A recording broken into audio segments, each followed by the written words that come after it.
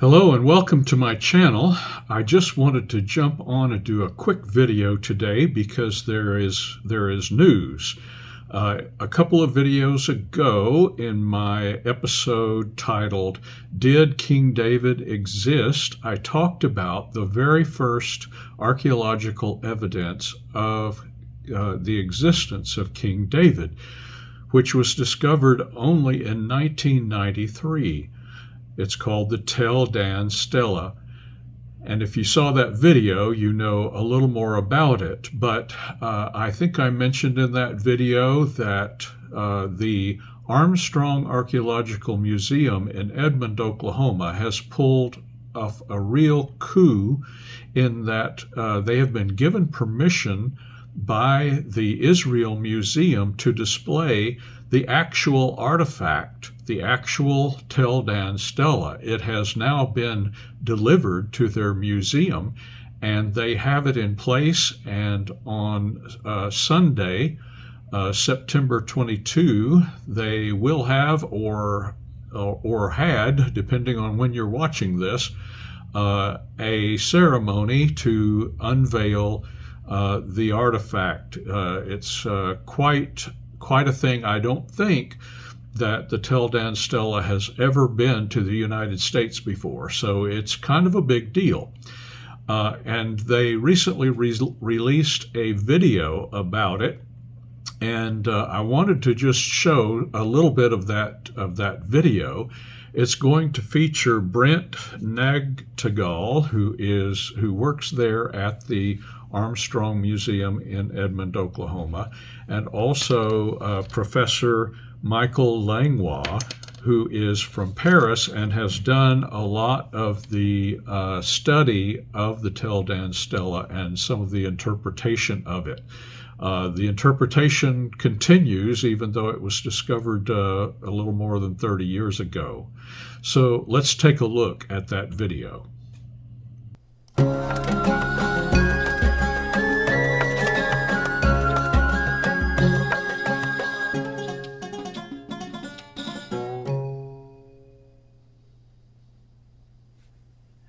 Hello and welcome back to Let the Stone Speak. I'm Brent Nagtegaal, your host. I'm here in Edmond, Oklahoma, where we have the Kingdom of David and Solomon Discovered archaeological exhibit. And just this weekend, we've got a very special event to announce the arrival of the Tel Dan Stele, or the House of David inscription here in the United States. This Sunday, September 22nd at 1 p.m., we'll have an event here in the auditorium where Dinesh D'Souza will be speaking, a political commentator and a lover of archaeology and the history of the Bible and of Israel, as well as Armstrong Institute founder Gerald Flurry. The discovery is right here, or the artifact is right here behind me. It's on loan from the Israel Museum in Jerusalem with association with the Israel Antiquities Authority, and we're absolutely delighted to have this here for the next 2 months, coming out of Israel and here having King David come to the United States of America.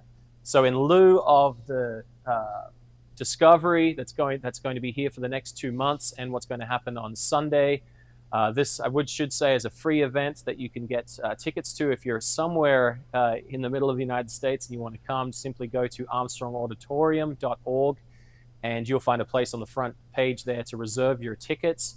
Or if you can't come, you can definitely live stream the ceremony, and that will be taking place at armstronginstitute.org. So to announce the discovery, or to announce the showcase of this amazing archaeological discovery here, I just did an interview with Professor Michael Langlois. He is working at the university, or teaching at the University of Strasbourg. He also works at the Sorbonne in Paris. And he is one of the chief epigraphers that is continuing research and coming up with new research, even new discoveries about this Tel Dan Stele, or House of David inscription. So he's going to discuss some of that in our interview I recorded a couple of days ago before the arrival of the Tel Dan Stele here in Oklahoma.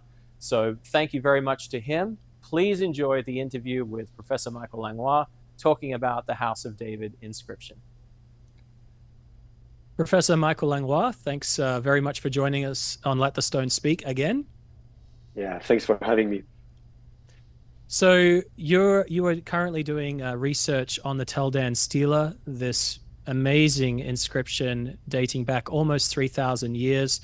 It's also known as the House of David inscription. This inscription, this stele, is coming to the exhibit here in Oklahoma. It'll be here on September 22nd is when we have our opening event, and people can live stream that if they desire. Information about that is on our website, armstronginstitute.org. So in light of that, I wanted to get your take, your opinion on the inscription, what current research you're doing on the inscription right now. So if you could, please do speak to the Tel Dan inscription. Yeah, sure. I mean, you're very lucky to have it, because this is, this inscription is one of the most important archaeological discoveries when it comes to the history of Israel and the Bible. It was discovered a bit more than 30 years ago, in 93, if I remember correctly, during excavations north of Israel in Galilee, on a site called Tel Dan. And Dan is one of the 12 tribes of Israel. And so there was a city called Dan, and excavations have been going on for decades there. But it was very unexpected to find such a beautiful stele with a nice Aramaic inscription, and of course the mention, you said it's called the House of David inscription because yes, it's mostly known for the mention of this expression, House of David. So yes, the stele is very important. There's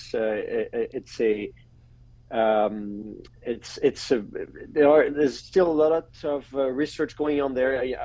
As you mentioned, I'm currently studying the inscription itself, but I would say that even after 30 years, there's still a lot to be done on that stele. There's a little bit of a mystery behind it, and the first thing that is striking when you look at it is how beautifully preserved it is. And I think for the people who are going to come and see it, the inscription almost looks as new, Mm-hmm. And actually at the time, some people even doubted that it was authentic, and but fortunately it was found during, controlled excavations, regular excavations, official excavations. It's an issue that has been going on, especially in biblical archaeology, since the 19th century. Most of what's found comes, from illegal excavations or from the antiquities market. And already in the 19th century, there were discussions. Every time something was found, that would relate to the Bible, people would doubt the authenticity. It was the case with the Mesha inscription that we discussed together. It was the case even with the Dead Sea Scrolls when they were found, and it's always like that. And now, for once, we have something that is found during, official controlled excavations, and still people are still, trying to get rid of the evidence and say, oh, but maybe it's fake. Maybe it was planted there. Now, the reason why the stele is in such good condition is that actually the pieces were found embedded in the wall or in the street, which means that it didn't stay for a long time. If you look at steles or inscriptions or artifacts that are that have been standing there for centuries or millennia, of course there's erosion, there's degradation, and very often, especially when you try and read the text, it's difficult to decipher. But with the Tel Dan stele, the inscription was apparently broken very soon after it was made. And so then can you speak briefly? Can you speak briefly about when we believe it was made, and then perhaps when it was broken as well?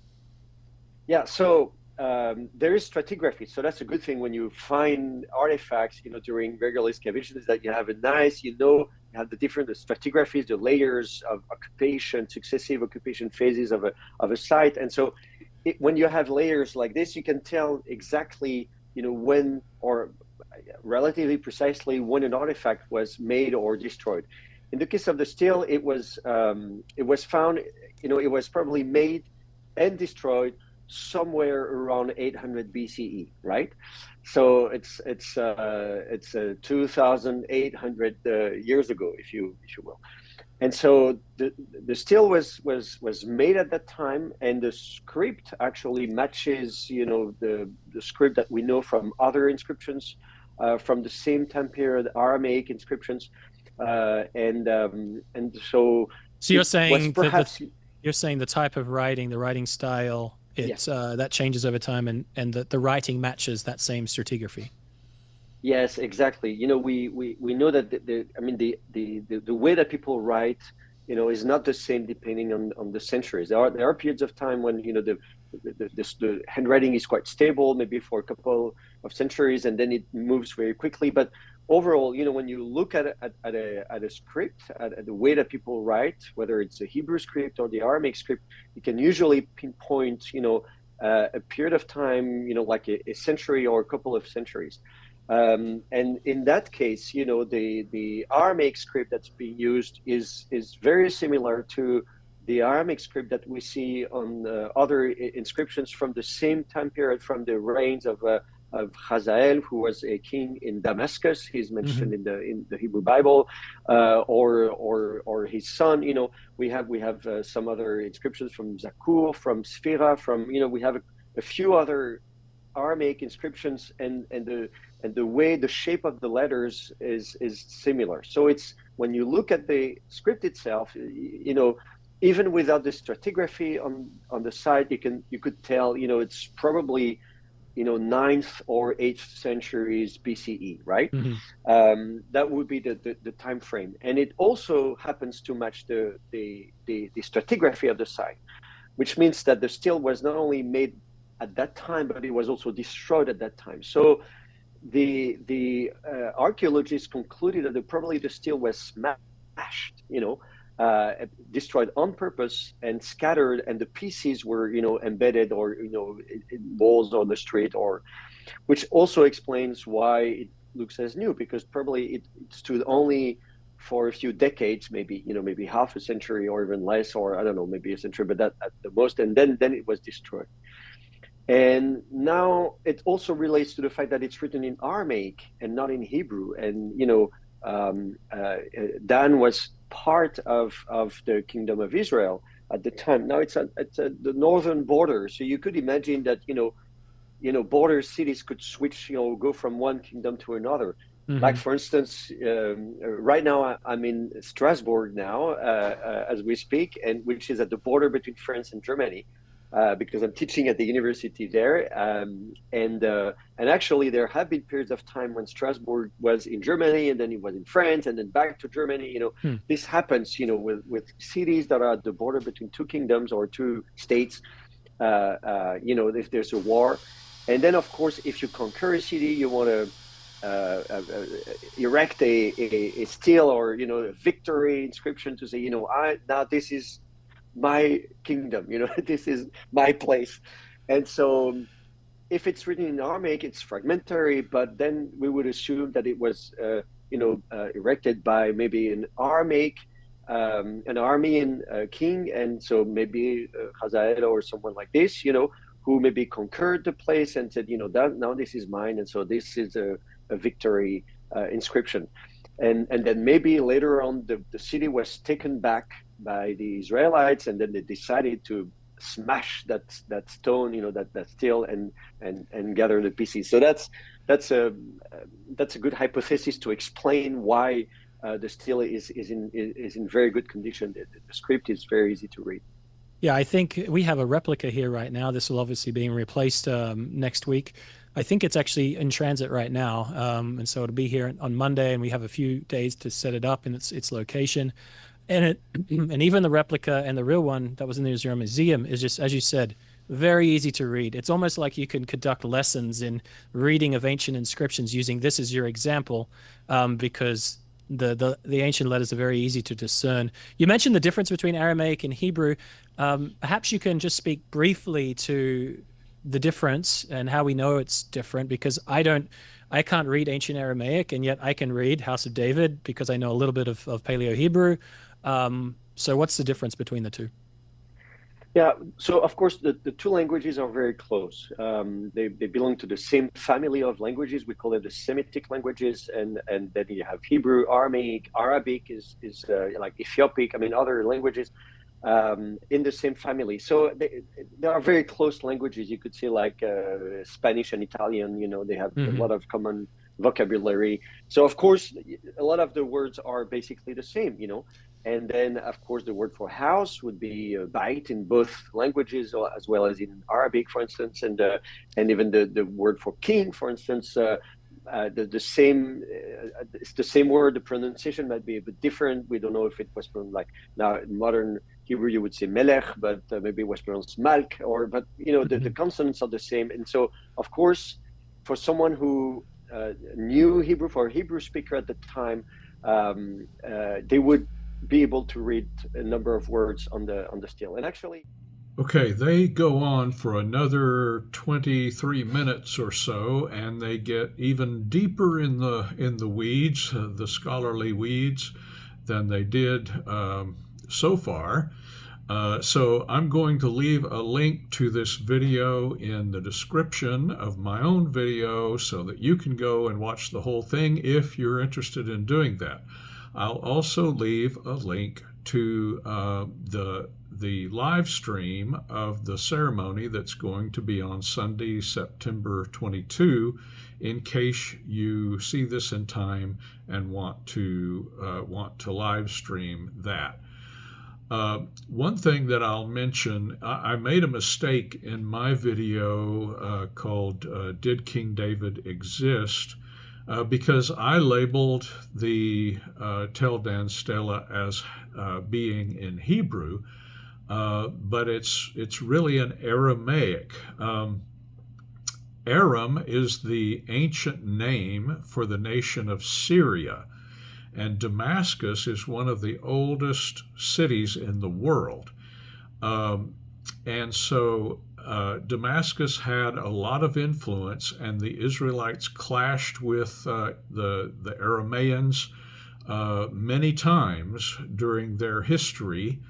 And after the Babylonian captivity, Syria's influence was great enough in the area that the Hebrews, the Jews, adopted the Aramaic alphabet. So the characters that you see on the Tel Dan Stele are very different from the Hebrew that is written today.